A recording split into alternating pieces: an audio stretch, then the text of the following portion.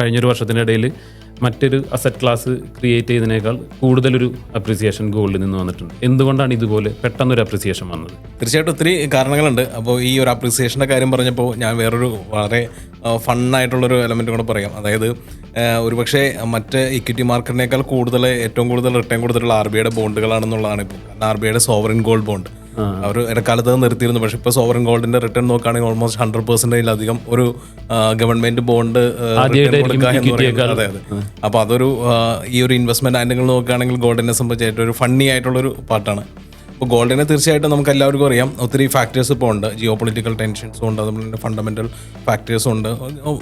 അതോടൊപ്പം തന്നെ ഈ ഡിമാൻഡ് ആൻഡ് സപ്ലൈ ഫാക്ടേഴ്സ് എല്ലാത്തിലും ഉള്ളതുപോലെ ഉണ്ട്. കാരണം മൊത്തത്തിലുള്ളൊരു ഗോൾഡിൻ്റെ മൈനിങ് നോക്കുകയാണെങ്കിൽ ഇതുവരെ 2,16,000 ടൺ ഗോൾഡ് മാത്രമാണ് മൈൻ ചെയ്തെടുത്തിട്ടുള്ളത്. അപ്പോൾ അത്രത്തോളം ഷോർട്ടേജ് ഈ കമ്മോഡിറ്റിക്കുണ്ട്, അതായത് സപ്ലൈ ഷോർട്ടേജ് ഉണ്ട്. ഓക്കെ.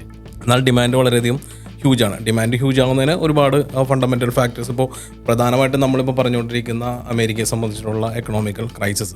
അതായത് അമേരിക്കയെ സംബന്ധിച്ച് എനിക്ക് എക്കണോമിയിലൊരു ഡബിൾ എഡ്ജഡ് സോഡ് എന്നൊക്കെ പറയാവുന്ന രീതിയിലാണ്. കാരണം അവിടെ ഇൻഫ്ലേഷൻ ഹയർ ആയിക്കൊണ്ടിരിക്കുന്നു, എന്നാൽ അതിനനുസരിച്ചുള്ള ഇൻട്രസ്റ്റ് റേറ്റ് ഹൈക്ക് ചെയ്യാനും പറ്റുന്നില്ല. അപ്പോൾ രണ്ട് കാര്യങ്ങൾ അവിടെ നിൽക്കുന്നുണ്ട്. ഇൻഫ്ലേഷൻ ഹയർ ആവുന്നു, അതോടൊപ്പം തന്നെ ഇൻട്രസ്റ്റ് റേറ്റ് ഹൈക്ക് ചെയ്തുകൊണ്ട് അതിനെ പ്രൊട്ടക്ട് ചെയ്യാനായിട്ട് പറ്റുന്നില്ല. അപ്പോൾ അവിടെ എപ്പോഴും ഡിമാൻഡ് ചെയ്തിരിക്കുന്ന ഇൻട്രസ്റ്റ് റേറ്റ് ഇനിയും കുറക്കണം എന്നുള്ളതാണ്. അപ്പോൾ ഈ രണ്ട് കാര്യങ്ങൾ നിൽക്കുമ്പോൾ അത് ഗോൾഡിന് രണ്ട് തരത്തിലും ഫേവർ ആയിക്കൊണ്ടിരിക്കുകയാണ്. അപ്പോൾ എല്ലാവരും തന്നെ ഒരു സേഫ് ഹേവൻ അസറ്റ് എന്നുള്ള രീതിയിൽ ഗോൾഡിലേക്ക് മാറിക്കൊണ്ടിരിക്കുന്നു എന്നുള്ളതാണ് ഏറ്റവും ഫണ്ടമെൻ്റൽ ആയിട്ടുള്ള ഇപ്പോഴത്തെ ഒരു ട്രെൻഡിനുള്ള പ്രധാനപ്പെട്ട കാരണം.